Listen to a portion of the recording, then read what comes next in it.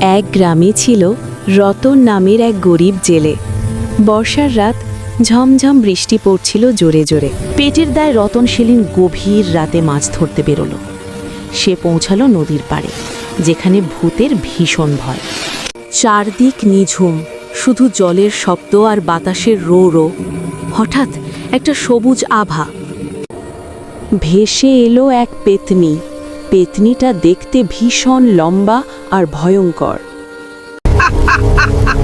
রতন, তোর সব মাছ আমি খাবো।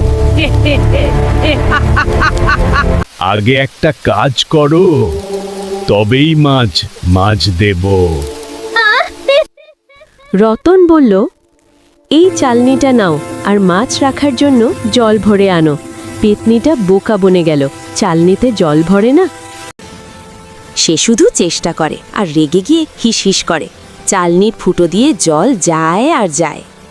সেই সুযোগে রতন তার নৌকা নিয়ে দ্রুত পালালো। বুদ্ধি খাটিয়ে সে পেতনির ফাঁদ থেকে বাঁচল। রতন নিরাপদে বাড়ি ফিরল আর হাসি মুখে সব বলল। তাই বলি, বন্ধুরা, ভয় পেও না, বুদ্ধিই হলো আসল শক্তি।